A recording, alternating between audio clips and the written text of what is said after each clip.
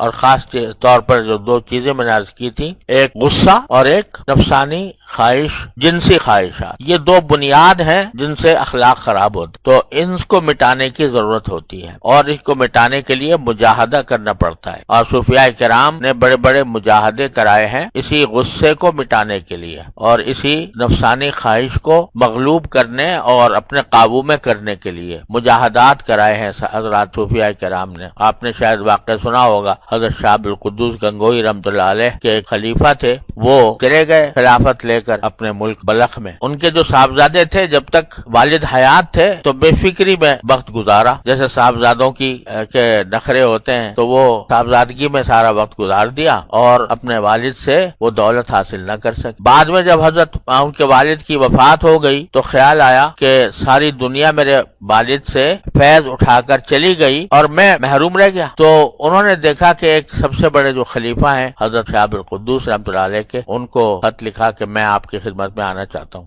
تو جب ان کے کو پتہ چلا کہ بھئی میرے شیخ کے صاحبزادے آ رہے ہیں تو انہوں نے زبردست استقبال کی تیاری کی اور استقبال کیا اپنے سارے رفقا کے ساتھ، اور جا کھان کے لیے بہترین کھانوں کا انتظام کیا، دعوت کی۔ جب یہ سب کچھ ہو چکا تو انہوں نے کہا کہ حضرت میں یہاں دعوتیں کھانے لیے آیا تھا، میں تو اس لیے آیا تھا کہ جو دولت آپ اپنے ہمارے والد سے لے کر گئے اس دولت کا کچھ حصہ بھی مجھے بھی مل جائے۔ تو شیخ نے کہا کہ اچھا اگر یہ بات ہے تو پھر آج سے ساری دعوتیں ختم اور یہ سب سارا عیش و آرام جو آپ کو دیا جا رہا ہے یہ ختم، اب آ کر آپ کا کام یہ ہوگا کہ ہمارے مسجد کا جو حمام ہے وہ جھونکا کریں۔ پہلے حمام ہوتے تھے نا گرم پانی کرنے کے لیے، اس میں آگ لگائی جاتی تھی، تو بس حمام کی نگرانی اور اس میں آگ جھونکنا یہ آپ کا کام ہوگا، حمام پر بیٹھے رہنا وہیں پر۔ اب وہ حمام جو ہے وہ جھونک رہے ہیں، تو شیخ نے ایک مرتبہ کسی بھنگن سے کہا جو کچرا اٹھانے والی کہ ذرا اس کے پاس سے گزر جانا، جب وہ حمام پہ بیٹھا ہوگا تو اس کے پاس سے گزر جانا۔ تو وہ پاس سے گزری تو شیخ نے پوچھا کیا ہوا تم پاس سے گزری تھی؟ کہا کہ جی انہوں نے مجھے بڑا سر ڈانٹا کہ تیری یہ مجال کہ میرے پاس سے ہو کر گزر رہی ہے، یہ کچرے کا گندگی کا ٹوکرا لے کر، پتہ نہیں تمہیں میں کون ہوں، میں فلاں اتنے بڑے بزرگ کا بیٹا ہوں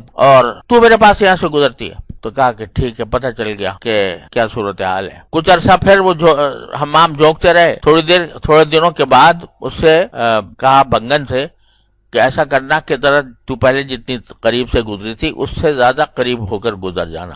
اور اس ٹوکرے میں زیادہ گندگی لے کر گزرنا۔ وہ گزری تو پوچھا کیا ہوا؟ کہا کہ جی اس مرتبہ مجھے ڈانٹا تو نہیں لیکن ایک بہت ہی ترچھی نگاہ سے مجھے دیکھا اور ترچھی نگاہ سے کہ بس دیکھ کے خاموش رہے۔ تو